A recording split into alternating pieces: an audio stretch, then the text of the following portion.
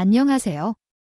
여러분들은 주변에서 귀농을 한다고 하면 어떻게 생각하시나요? 저는 그 사람이 돈이 많은 분의 귀농을 하고 있다고 생각하시나요? 아니면 그가 집 구속에 망해서 시골로 도망가는 것이라고 생각하시나요? 제가 주변에서 귀농한다는 사람을 만나면 이러한 생각이 먼저 듭니다. 답답한 도시를 벗어나 자연이 주는 여유를 즐기고 싶은 것이 아닐까요? 요즘은 정말 모든 기준이 돈으로 결정되는 것이 참 씁쓸하다고 생각합니다. 그 모든 기준이 돈이 되어버린 사람들도 있었는데 그 중에 제 시댁 사람들이 있었어요. 저는 돈만을 중시하는 사람들에 대해 약간 편견을 가졌었는데 계산적이고 타인에 대한 배려가 없다고 했어요. 결혼 전까지는 진짜 그런 집안인 줄 몰랐는데 시댁에서 제 편견을 더욱 견고하게 했어요. 저희 친정아버지께서는 제가 결혼한 뒤 둘째 자식이 어린이집에 입학하면서 건강이 갑자기 안 좋아지셨습니다. 현재 하고 있는 일을 그만두지 않으면 정말 언제 죽으실지 모르시니 먼저 정리하고 건강부터 돌봐야 한다고 하셨어요. 옛벗을 두고 오래 보고 싶기 때문에 빨리 일을 정리하고 가족이나 양을 돌봐야 한다는데 공장 3개를 운영하던 것도 제게 언제 죽을지 모르시니 몰아서 하나를 줄인 것이라고 하더라도 이제 그것마저 그만둘 것을 말씀하신다면 나는 무슨 남자인가요? 나머지 삶을 살아가라는 이야기라면 자식들과 손주들과 함께 시간을 보내고 즐기며 여행도 즐겨야 한다고 하셨습니다. 그렇게 계속 공장만 운영하고 있을 수 없다고 하셨어요. 거야 나 아니면 우리 공장이 제대로 돌아가지 않으면 내 청춘을 다 바쳐 일군 공장이야. 어찌하여 하루아침에 다 정리해버릴 수 있겠지? 제 친정아버지의 오랜 고향 친구이신 의사 선생님께서는 지금 하시는 일을 당장 그만두고 양부터 하라고 하셨어. 정말이지. 지금 죽어도 이상하지 않을 건강 상태라고 하시며 극단적으로 겁을 주셨거든. 나는 옆에서 두 분이 하는 말을 듣고 있었어. 너도 내 말 들었잖아, 아버지? 빨리 설득해서 하루빨리 치료받고 지금 하는 일도 정리시켜 공장에서 나오는 그 많은 먼지들을 그 몸으로 다 받아냈으니 몸이 성할 리가 있겠니? 나이 들면서 몸이 한두 군데 고장 나도 이상한 게 없잖아. 아버지는 건강을 너무 소중히 생각해야 해. 등한시하는 것을 책임지고 우리 아버지를 설득하겠습니다. 감사합니다, 선생님. 그러한 상황에서 우리 친정아버지는 애정을 가지고 읽었던 마지막 공장도 모두 접으시고 강제적으로 귀농하셨어요. 건강한 공기와 맑은 물이 있는 강원도로 이사를 가셔서 거주하고 계십니다. 저는 결혼한 지 10년이 되었고 남편은 시부모님과 함께 감자탕 해장국밥 식당을 운영하고 있어요. 저는 아이들을 키우며 주로 활동하고 있었습니다. 우리 친정아버지는 공장을 운영하실 때에는 3개의 공장을 운영하기까지 크게 일하셨는데 점차 건강이 좋지 않아져서 공장의 개수를 줄이다가 이제는 마지막 하나도 건강상의 이유로 그만두셨어요. 그러던 중 작업을 하시는 도중 쓰러지셨었습니다. 응급수술을 받게 된 경우 저희 아버지도 응급수술을 받아야 한다고 하더니 그때까지는 크게 신경 쓰지 않았던 부모님께서는 저희 부모님이 귀농을 하신다는 소식을 듣고야 어쩔 수 없이 접게 된 거예요. 내 주변에서는 더 이상 지출할 돈도 없을 때 정부의 지원을 받아서 살기 위해 총재 시골에 가서 농사를 짓기로 했어요. 그래서 나는 혹시나 사로운 내용도 있지 않을까 생각했어요. 그나저나 안사도는 공장 사모님 타이틀이 사라졌다. 우리 친정 아버지의 건강이 안 좋으신데 왜 그렇게 중요하게 여기시는지 이해가 안 가요. 주변 사람들은 그런 것에 신경을 쓰는 사람이 아무도 없어요. 어머니를 뺀 모두가 겉으로는 티를 내지 않아서요. 하지만 속으로는 궁금해하고 있을 거예요. 요양을 위해 귀농하기로 해서 그것이 변명이라면 공장을 망하게 해서 접게 되는 거 아닌가요? 그게 설마 맞는 이야기는 아니죠. 당연히 그렇지 않아요. 예를 들면 그렇다는 말씀이지 내가 그렇게 생각한다는 것은 아니에요.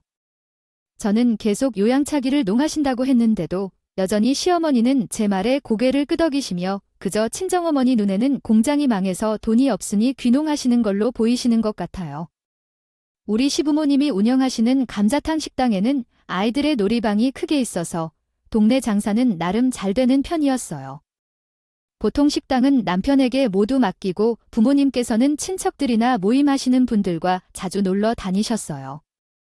가시가 있는 시어머니의 말씀에 기분이 안 좋아서 남편에게 어머님 이야기를 했더니 남편은 심드렁하게 대답하더라고 해요. 다른 사람들이 볼 때 아이는 보통 우리 엄마와 같이 생각할 수도 있어요. 알았어요. 그럼 말해서 가시는 거 아니면 되는 거 아니에요? 그런 말에 예민하게 반응하면 오히려 더 그럴 거예요. 괜히 놀라게 만들어서 전국 돌아다니는 것처럼 보일지도 몰라요. 당신이랑 어머님이 정말 소통이 안 되는 것 같아요. 부모님 망해서 귀농했다 치자. 그게 왜 그렇게 중요한지 알 수 있어요. 장인어른이 사장님이셨는데 시골로 가신다고 하니까 괜히 생활비나 그런 것 없으시면 우리가 내줘야 될 때도 있을 거예요. 그런 상황이 있더라도 우리가 무시해온 게 있었던 것처럼 행동하지 말고 상황이 생겼을 때 허리띠를 졸라매야지. 당황스러운 일은 아무도 없었고 누가 시어머니의 아들을 준비하고자 하는지를 두 모자로 생각해보더라도 별다른 차이가 없었습니다. 우리의 고향 아버지의 건강 상태는 마음에 걸리는 바가 없고 그냥 친정이 망했는지 말았는지가 가장 중요했어요. 그러나 시댁 가족들의 걱정과 달리 우리의 친정 부모님들은 딸과 사위들에게 미안한 말씀을 듣지 않을 정도로 절대 아쉬움이 없으셨고 더구나 우리에게 손을 벌려줄 만큼은 더더욱 아니셨습니다. 친정아버지가 정리한 공장은 모두 우리 친정아버지의 것으로 3군데 다 친정아버지가 소유하고 있는데 그곳들에서는 월세를 받으면서 소득을 올리고 있습니다. 게다가 은행에 30억 이상을 예금하고 이자 수익을 챙겨서 월마진도 상당한 상황입니다. 이로 인해 두 분이 모두 강원도에서 살고 계시면서 아무런 걱정도 없이 신나게 일을 하고 있습니다. 하고 계시더라도 두 분 생활비로는 충분히 들어오고 있었고요. 하지만 저는 이런 친정의 경제 상황을 굳이 시게 말하지 않았어요. 한창 사업장에 다녀왔을 때 사업을 한다고 난리를 쳐서 양가 부모님께 돈을 빌려 사업을 했었는데 결국 망한 적이 있거든요. 그 이후로는 현재 시부모님의 식당에서 일을 하고 있는 중입니다. 그런데 장인어른 정말 돈이 없으셔서 내 친구가 하는 양갈비 식당이 엄청 잘 되고 있어서 나도 분점을 내볼까 생각 중이에요. 사업을 2번이나 망쳐도 그런 소리가 나와 사업을 한다면 좀 더 구상을 하고 준비를 하고 시작해야지. 맨날 뜬구름 잡는 소리나 하면 되는데 누가 당신의 사업 이야기에 귀를 기울여 줄까요? 그냥 지금 어머님과 아버님이랑 함께 계시면 될 것 같아요. 식당이나 카페가 있다는 것을 알게 되면 우리 친정아버지를 찾아가서 현실적인 이야기로 사업 계획을 소개하고 설명해야 합니다. 그리고 친정아버지께서는 공장을 운영하고 계시다는 것만 언급했으며 월세 수입과 자산 규모에 대해서는 사위가 알 필요가 없다고 생각했습니다. 입 다물고 있다가도 공장에 귀농한 사람들로 변장하고 있음을 발견했어요. 친정 부모님은 귀농 후 1년 넘게 지내셨습니다. 다음에 친정을 방문할 때 한 번은 내가 알고 있는 곳에 가보려고 했더니 친정 부모님께 말하지 않고 나가지 말라는 어머니의 지시가 있었고 같이 가기 전에 함께 미리 공유하지 않았습니다. 가시겠다고 그러시면 어머님 사돈으로서는 불편하실 것이라고 생각하지만 제가 한번 여쭤봐도 될 것 같습니다. 제가 시어머니에게는 말은 했지만 친정 부모님에게는 물어보지 않고 그냥 결정을 내리려고 했어요. 그런데 그 말을 같이 듣고 있던 남편이 그 자리에서 우리 친정 부모님께 전화를 걸었어요. 평소에 장모님과 장인어른과 연락을 자주 하거나 궁금해하지 않는 편이던 남편이 망설임 없이 휴대폰을 꺼내서 친정 부모님께 전화를 걸었어요. 우리 친정 어머니께서는 신호조차 몇 번 울리지 않아도 바로 전화를 받으셨고 통화가 진행되었어요. 휴대폰 소리가 크게 울렸기 때문에 옆에 있던 제게도 통화 소리가 잘 들렸어요. 아이고, 김서방, 무슨 일로 전화하셨어? 무슨 일이 있어서 결혼한 뒤에도 먼저 우리 부모님에게 연락을 받던 중이었죠. 전화를 받으면 10손가락 안에 꼽을 만한 남편은 먼저 전화를 했습니다. 그때 우리 친정 어머니는 무슨 일이 있었는지부터 물었습니다. 장모님, 잘 지내셨죠? 다름이 아니라 우리 부모님께서 사돈네를 한번 보고 싶어 하셨어요. 이번에 강원도에 갈 때 저희 부모님을 함께 안전하게 데려다 주실 수 있겠죠? 괜찮으실까요? 라는 말이 아닌 괜찮으시겠죠? 라고 당연하게 물어봐서 제가 정말 어이가 없어서 웃음이 나오지 않았습니다. 제 표정이 계속 썩어가고 있음에도 불구하고 남편은 전혀 신경 쓰지 않으며 친정어머니에게 물었습니다. 친정어머니께서 남편에게 답변을 하기 전에 앞에 계셨던 시어머니께서 남편의 전화를 받아 치더니 직접 말씀하셨습니다. 사돈님, 잘 지내셨어요? 작년 겨울이 참으로 추웠는데 그 시골에서 잘 지내시나요? 견딜 수 있으셨나요? 이번에 아이들이 강원도를 가려고 할 때 우리도 함께 가볼까요? 그렇게 하시면 우리가 초대를 하도록 해야겠죠. 궁금하시면 이번에 아이들이 올 때 함께 오세요. 네, 알겠습니다. 그래서 이번에 아이들이 가는 때 함께 가보도록 하겠습니다. 얼마 전에 부모님도 함께 강원도에 있는 친척 집에 함께 가게 되었어요. 그때 정말 남편에게 화가 나서 많이 욕을 했거든요. 제가 물어봤는데 당신은 왜 아무런 소식도 없이 우리 엄마한테 전화해서 통보식으로 물어봐야 했나요? 왜 내가 사위인데 물어보는 게 필요한지요? 또한 장모님이 밝은 목소리로 초대했었잖아요. 무슨 일인지 설명해 주세요. 문제야 사돈들끼리 친해지면 좋을 텐데. 너는 맨날 그렇게 뱀에 쫓겨다니냐? 정말 이번이 처음이자 마지막이야. 다음에도 이렇게 아무런 연락 없이 나오면 그때는 내가 막을 거야. 애들을 동행시키고 시부모님과 모두 함께 강원도 친정에 도착했더니 우리 부모님께서는 시부모님을 맞이하느라 정신이 없어 보였어. 역시 시골의 공기는 좋고 도시에서 느낄 수 없는 여유가 있네. 이 파란 지붕도 참 잘 어울리네요. 그렇죠. 우리 바깥 양반도 귀농하고 나서 건강이 많이 좋아졌다고 하더라. 그럼 사돈님들은 어디서 농사 지으세요? 보통 기가 농사 지을 생각도 다들 한다던데 강원도는 감자로 유명하다던데. 감자 농사 같은 거예요? 이렇게 생각하는데요. 아니요. 저희는 농사지기 깜냥이 안 되고 그냥 소소하게 텃밭이나 가꾸며 최소한 심어서 우리도 먹고 지인들도 좀 보내주는 식으로 하고 있어요. 그래도 나름 귀농이란 소소한 재미라도 있어야죠 하고 싶어요. 아, 공고 이런 시골에 왔으면 농사라고 지어야 한 달 벌이라는 걸 아니에요? 나중에 좀 어렵다 싶으면 저희한테 이야기해 주세요. 시골에 없을 게 많을 텐데 무엇이라도 챙겨서 보내줄게요. 아이고, 말씀만 해도 감사합니다. 없으면 없는 대로 맞춰서 살아봐야 해요. 아니면 시래기 농사해 주시면 어때요? 시중가보다 싸게 저희한테 주시면 저희도 좋고 돈도 모을게 될 겁니다. 우리가 뭘 하는 건 줄이 아니라 말씀은 감사하지만 마음만 받을게요. 그냥 취미 삼아 소소하게 텃밭 가꾸는 게 우리에겐 딱 맞는다고 생각했어요. 우리 부모님은 갑작스러운 시부모님 방문에 마당에서 삼겹살을 구워서 캠핑하는 것처럼 이것저것 차리고 대접하고 있어요. 시어머니는 우리 부모님이 구워주는 삼겹살 쌈을 입에 품고 좋다고 하시는데 이게 우리 친정 부모님한테 한 달 벌이 걱정이었어요. 정말 돈 없는 오지랖인 줄 모르고 친정 부모님이 구워주는 고기만 받아먹으며 생각 없이 물어봐서 화가 나서 친정 부모님 집게를 확 빼앗아서 남편에게 주어줬어요. 너가 굽는 장의 노래는 의자에도 못한다는 말. 고기를 계속 구우고 있는데 편안하게 고기만 집어 먹고 있는 것인데 어떤 태평스럽고 남편은 얼떨결에 집결을 받아들고 고기를 구우기 시작했어요. 그리고 그 황당한 시어머니를 보면서 말했어요. 어머님, 우리 부모님이 한 달 동안 벌이를 하고자 시골로 오신 것이 아니에요? 저희 친정 아버지께서 건강이 좋지 않아서 요양하러 오셨어요. 이것이 저희 부모님의 로망이기도 하셨고 저희 부모님을 돌보는 딸인 저가 신경 쓸 테니까 궁금해할 필요 없어요.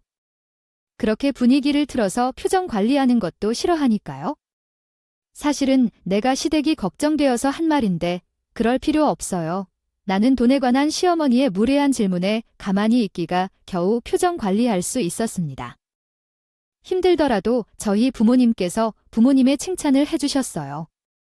사돈이 우리를 걱정해 하셔서 노하심해 하시는 말이었는데 사돈이 여러 가지로 신경을 써주셔서 감사합니다. 친정어머니는 제가 무슨 말을 하려 하든 그만하라는 눈치를 주시면서 상황을 수습해 주시네요. 원래는 강원도에 3일 정도 머물 계획이었는데 시부모님 때문에 일반적인 계획을 중단하고 급히 서울로 돌아왔어요.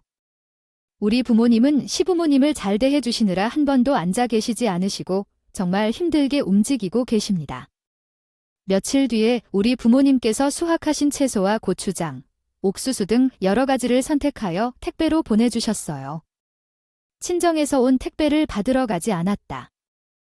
들고 시집에 갔더니 시어머니께서 나를 불러서 지거 싸돈 가져라. 시골에 사는데 화장품이나 옷들이 제대로 있겠어?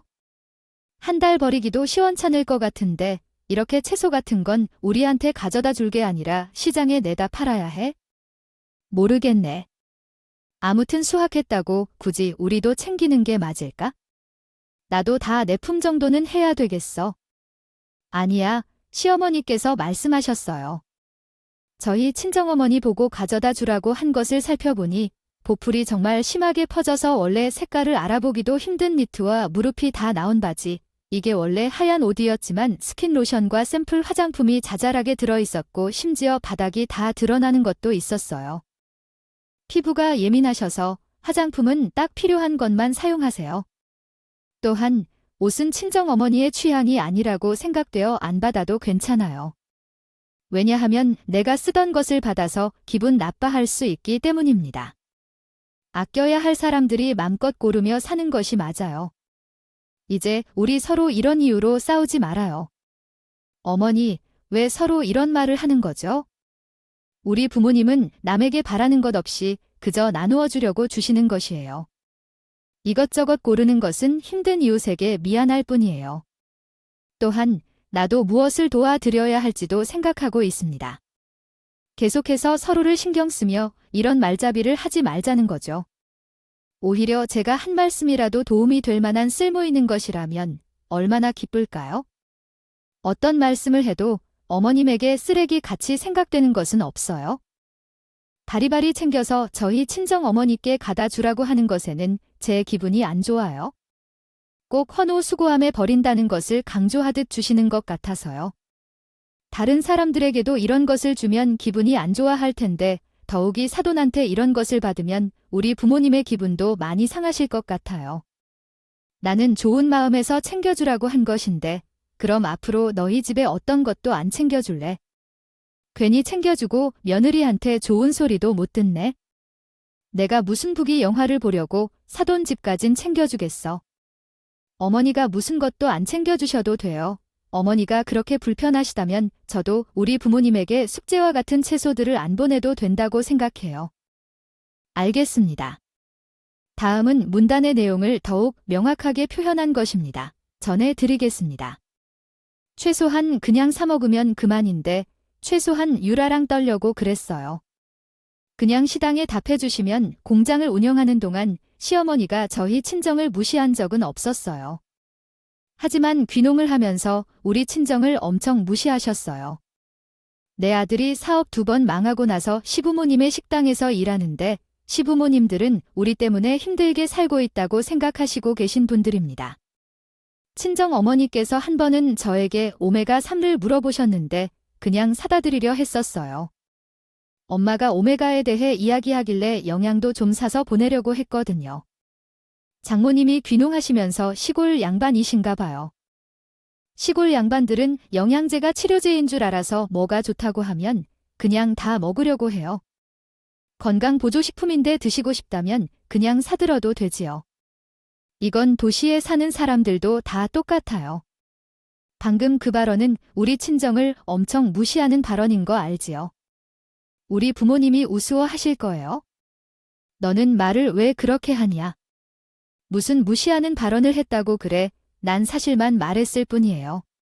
아니 그런 거 아니에요? 어머님과 아버님이 영양제가 필요하다면 제일 빨리 주문해서 가져다 드리며 우리 엄마가 사주십니다. 시골 사람들이 무식해서 뭐 다 먹으려 한다는 뉘앙스로 말한 거 아니에요? 솔직히 우리 부모님은 내가 부모님 식당에서 일하긴 하지만 동시에 내 직장의 사장님도 계세요. 일하잖아 부모님 아니었으면 우리 생활비 어디서 나오겠어?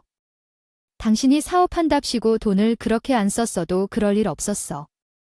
당신이 돈으로 사고치고 다니고 변면 차는 직장이 없으니 어머니 아버지께서 당신들 식당에서도 일 시키는 거 아니야. 내가 직장 가져서 뭐 해?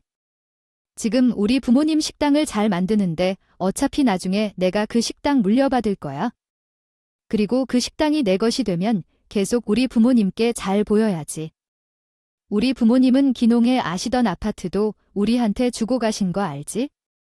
덕분에 우리는 오래된 빌라에서 아파트로 이사도 올 수 있었고 달에 집값 대출 이자 나갈 거 걱정할 필요 없이 마음 편히 살 수 있어. 우리가 겪은 일은 모두 누구 덕분인데 우리 부모님께 더 잘해야겠다는 생각을 해야 할 것 같아요. 만약 당월에 월급이 없다면 당장 어떻게 먹고 사냐고요? 우리 부모님이 우리에게 베풀어 주신 것에 대해 생각도 안 하고 그저 시아버지 시어머니님이 챙겨주신 것만을 기억하는 남편에게 불만이 계속 쌓이고 있었어요. 그런 상황 속에서 그 불만이 폭발하는 사건이 벌어졌어요. 뜻밖에도 시어머니가 연락이 없이 전화를 걸어왔죠. 시아버지와 함께 참석하는 계모임에서 만나는 사람들, 너도 잘 아시겠지요. 이들이 우리 둘째의 돌잔치에 함께 모여서 돌반지도 선물해 준 적이 있었죠. 이번에는 저희가 강원도로 불티놀이에 왔는데요. 시골 마당에서 고기를 구워 먹고 싶어요. 그러네요. 그럼 강원도에 마당이 있는 펜션을 한번 알아봐 줄래? 내가 펜션을 알아볼 거면 내게 전화한 이유가 뭐야? 우리 지금 너희 친정집 동네에 들어섰거나 그런 거였나? 주소가 어딨는지 잘 모르겠어? 지금 제가 잘못 이해한 건 아니겠죠? 어머님, 우리 부모님 집은 펜션이 아니에요. 지인들이랑 머물러서 사는 거거든? 귀농하신 분들이셔서 여태껏 얻어먹은 것이라곤 채소뿐이에요. 이럴 때 귀한 보물 좀 보는 게 좋겠죠? 계모씨들이 반지도 해줬으니 그 다음번 한다고 생각해봐. 28K가 아니라 18K 한돈짜리 돌반지를 아주 작은 거 주고는 돌잔치 식사비도 안 내고 오셔서 음식만 먹고 가셨던 그 계모님 분들을 데리고 무작정 우리 친정집에 가겠다고 하는 시어머니.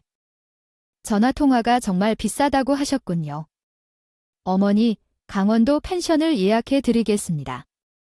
펜션 비용은 제가 결제할 테니 저희 부모님 집 대신 펜션에서 편히 쉬세요. 오늘 하루만 여행하는 거니까요. 펜션을 예약해 돈을 쓰는 게 아쉽다는 말씀이신가 봐요. 제 아들이 식당에서 일하며 버는 돈이 다 마땅히 허투쿨 수 있는 돈은 아닙니다. 어쨌든 당신이 지출해야 하는 3박 4일 정도의 금액으로 갈 생각이라는데요. 남편인 제가 서울에 계신데 부모님 집은 지금 방문하기 어려워요. 친정 아버지께서 매달 정기 검침을 받으시고 서울에 있는 지인들을 만나려고 몇 일간 서울에 머무르며 친정 엄마와 함께 계시는데요. 그 사실을 남편에게 전달했나 봅니다. 부모님은 서울에 오시더라도 혼자 머물지 않으신다고요. 불편할까봐 우리 집에서 자시지 않고 호텔을 예약하셨는데 사회적으로 불편해할 것 같아서 그런 적이 없는데 부모님은 왜 저녁을 준비해 주시거나 정원을 가꾸시고 관리를 잘하신 것을 보면 감사해 할 텐데 언니가 잘 기르신 것 같아서 시골 감성도 느껴보고 고마워하겠어요? 하지만 고기를 구워 먹고 싶으면 펜션을 예약해 놓았으니 다른 곳으로 가시길 권해드릴게요. 부모님께서는 이렇게 잘못하시는 거예요. 그러는 거야. 이미 사람들한테 사돈 내에서 고기를 구워 먹으면 된다고 큰 소리를 쳐놨는데 여기서 안 된다고 하면 내 거리 뭐가 되니? 빈도 많다면 요저번에 보니까 마당도 넓은 거 같더니 야 됐다. 주소 없어도 되겠네. 저기 파란 지붕이 너네 친정이야. 아, 전화 끊자. 저희 부모님 지금 거기 안 사세요. 들어가시면 절대 안 돼요. 이미 다른 사람들이 사는 집이에요. 망신 당하기 싫으면 당장 나오세요. 그런 제 말은 들은 채도 안 하고 기어이 한테 한마디 상의도 없이 지인들을 데리고 오르르 친정집 마당으로 들어가셨다고. 그리고 이번에는 시아버지한테 전화가 오셨어요. 제가 하도 안 된다고 하니 이번에는 아버지께서는 바톤 터치를 하신 것 같았어요. 아버지, 지금 그 집은 제 부모님의 집이 아니에요. 그래서 무조건 나가주세요. 저는 당장 아버지께 나오라고 했지만 아버지는 태연하게 말씀하셨어요. 우리 여기서 무슨 저지를 하는 것도 아니고 잠깐 시간이 지나면 뭐가 그리 급하게 말이 많은 거야? 이제는 거짓말까지 하면서 못 가게 하려고 그러냐? 라고 하시고 비밀번호를 가르쳐 달라고 했어요. 그 집은 지금 제 부모님의 집이 아니라서 비밀번호는 저도 몰라요. 아버지께서 왜 이렇게 제 말을 안 듣고 계세요? 아씨 날라 이해 못하고 계시네요. 제 말을 들어주시고 싶은데 제조를 끊으시고 창문을 열고 그 집으로 들어가셨나 봐요. 하지만 그 집에 들어간 것도 잠시 이내 현관문이 열리자 시아버지께서 누군가에게 멱살을 잡혀 끌려 나오셨어요. 시어머니와 지인들은 그 모습을 보고 혼비백산이 되어 겁에 질린 시아버지를 놔두고 도망쳤다 들었어요. 정말 코미디도 이런 코미디가 따로 없더라고요. 제 말을 무시하고 기어에 남의 집 창문을 다 넘어 들어가던 시아버지는 결국 주거 침입죄로 경찰서에 넘겨졌고 경찰서에 남편과 함께 달려갔어요. 경찰서에 가니 미간을 자한리고 계신 집주인과 단풍놀이를 갔다가 갑자기 경찰서로 연행당한 바람에 어리둥절한 표정으로 앉아 계신 시아버지가 보였어요. 집주인은 친정 아버지를 진료받은 의사 친구들의 아들 내가 별장에서 살고 있었어요. 남편이 시아버지를 보자마자 곧장 시아버지에게 달려갔어요. 아버지, 괜찮으세요? 말하며 멱살을 잡았다. 시아버지가 살이셨다고 말하자 나는 남편에게 그것을 살짝 전화했어요. 남편은 시아버지가 죽는 사실을 알고 있을지 모르겠지만 일단 몇 살이 잡혔는지에 화가 나 있었고 경찰서에 도착하자마자 시아버지의 목 주변을 살펴봤어요. 평소에도 이 사람이 이렇게 효자였다는 것을 눈물로 깨달았어요. 제일 당황하고 놀랐던 것은 집주인들이 어떤 문제인지 도통 모르고 있는 것이었어요. 시아버지의 상태를 살피고 화가 난 남편이 갑자기 나에게 연락했어요. 소리치곤요. 아니 장모님이랑 장인이 말은 안 했다고 왜 한다 내가 진심으로 말해줬으면 내가 우리 부모님께 잘 전달했을 거 아니야 왜 나한테 말을 안 해줘서 우리 아버지께 이런 신세를 썼어. 말했지만 당신은 건성으로 받아들였겠지. 말했대 못해 그 놈의 폰게임을 하느라 제대로 듣지도 않았겠지. 나는 2번이나 말했어. 우리 부모님 집을 옮기시겠다고 폰게임을 하느라 대답이 없길래 뭐 알아듣는 줄 알았잖아. 너는 일부러 나한테 그렇게 했지? 우리 집이 너희 집을 무시한다 생각해서 일부러 우리 부모님께 복수하려고 그런 거지. 남편의 적반하장 태도에 경찰서에 있던 집주인이 나서서 이야기해줬어요. 잘못한 건 당신 아버지인데 왜요? 어느 날 우리 아버지가 창문을 통해 무단 침입했을 때 뜬금없이 집안에 침입한 낯선 남자와 마주쳤습니다. 그때 왜 가만히 있겠어요? 멱살을 잡아 제압해야죠. 남의 집에 창문으로 들어오는 행위가 옳은 건가요? 남편은 태의를 잃어 말도 못하는데 당황해서 다소동하고 있었어요. 우선 집주인분께 제가 대신 사과를 했습니다. 상황을 설명해 드린 후 집주인분이 아버지의 친구이셨다는 걸 아셨습니다. 제가 부모님에게 잠시 전화드렸더니 집주인분도 마찬가지로 그렇다고 하셨어요.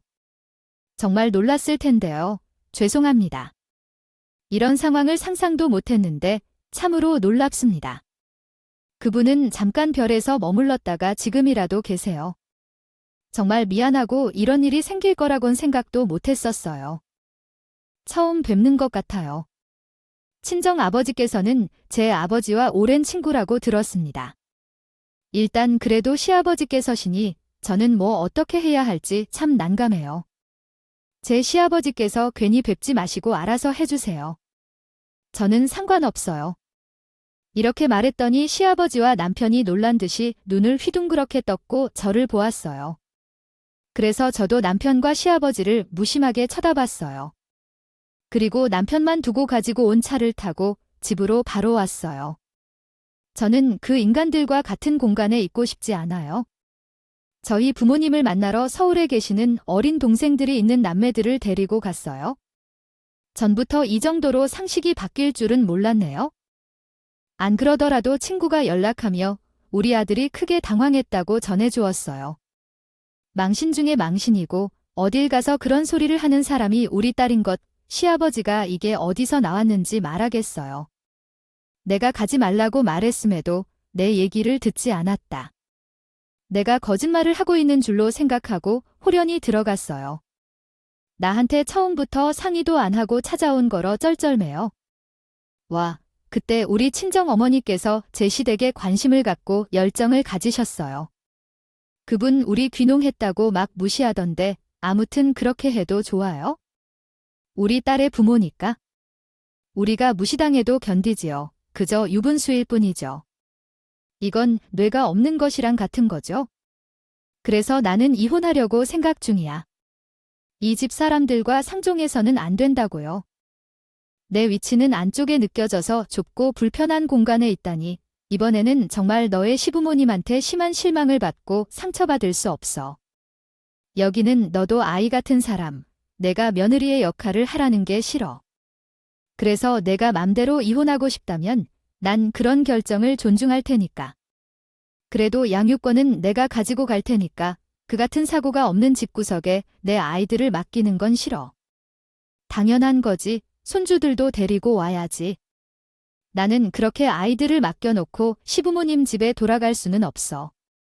이혼 결심을 내리고 나니 후련한 기분이 전혀 들지 않았어. 부모님과 남편의 이해가 없어.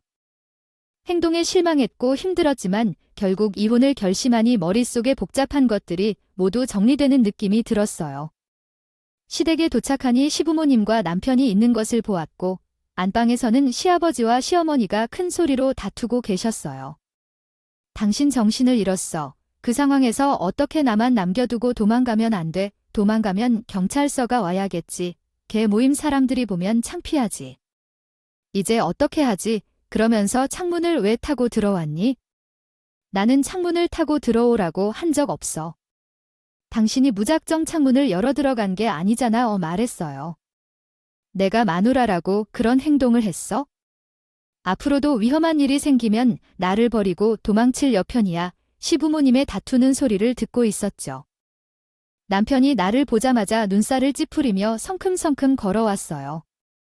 너 때문에 지금 우리 부모님께서 심하게 다투고 계시니 내가 빨리 무릎 꿇고 사과하는 게 좋겠어. 그렇게 해도 너로 인해 오히려 사과하는 쪽이 되었고 이혼 통보까지 했어?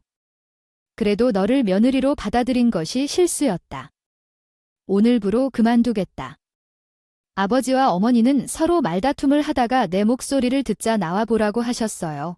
시아버지는 나를 보자마자 말했어요.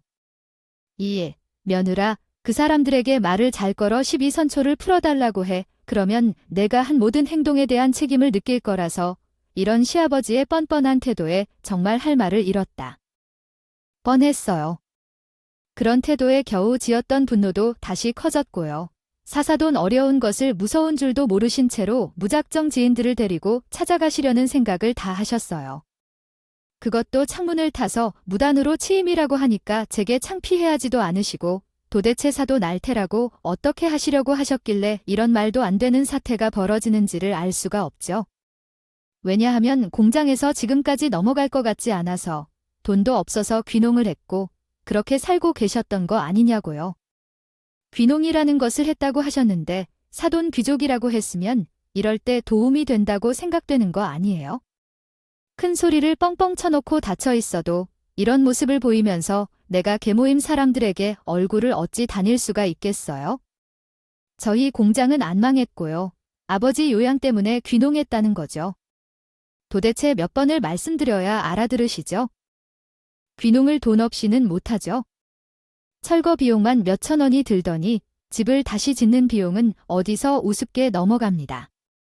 잘 나가는 공장을 접고 강원도로 급하게 들어갔는데 나는 사돈이라 땡 망한 것 같아요. 다른 사람도 아니고 그 어렵다는 딸씨 부모님이라면 처가 한 번 빌렸을 수도 있는 거지요. 그게 뭐라고 우리를 이렇게 못 이해하는 건 한 달이야. 지금껏 우리 부모님의 귀농을 무시하시는 걸 감지했어요. 제가 느끼고 있던 정도면 당연히 우리 부모님도 알아야겠죠. 저는 오늘로써 이 집안의 며느리 자리를 그만두고 이혼하겠습니다. 제 이혼 발언에 남편은 옆에서 콧방귀를 끼며 말했어요. 얘야, 내가 이혼하자고 하면 내가 무서워할 줄 알았냐? 무서워하면서. 다시는 그런 일 없을 거라고 사과를 하기라도 할 줄 알았어. 그렇다면 그래 말한 대로 이혼하자. 내가 없다면 밥이나 제대로 먹고 살 수 있을까? 시골로 가서 농사 짓고 살 거야. 왜 남편은 그렇게 당당한 건지 나도 알았어. 내 이혼 발언에 너는 엄청 비웃으며 비아냥했지. 그만둘래. 그래, 이혼합시다고 말해줘서 고맙다. 내가 여기서 탈출할 수 있게 도와줘서 진심으로 고맙다. 이사 서류를 작성해서 도장 찍고 원만하게 법원에서 만나자. 그리고 아파트 말이야. 아직 명의 변경도 안 했고 부모님 집이니까 내가 짐 싸라는 말에 굳이 나가야 한다고 생각하지 마. 좋다고 해서 나가서 살 건 아니야.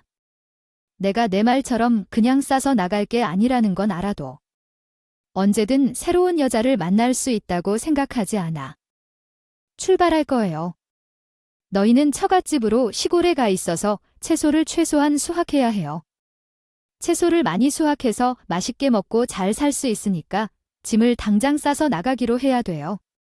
남편은 화가 나서 그냥 그저 내가 한 말인을 안다고만 계속해서 비웃는 것 같았어요.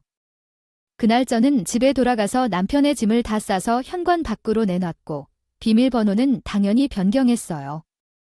남편의 짐을 다 싸고 나서 저희 부모님도 집으로 불렀어요. 남편은 처음 몇 일은 혼자인 기분, 자유로운 기분이 좋다고 하더라고요. 그러나 이혼을 서리든 뭐든 연락이 전혀 없었어요.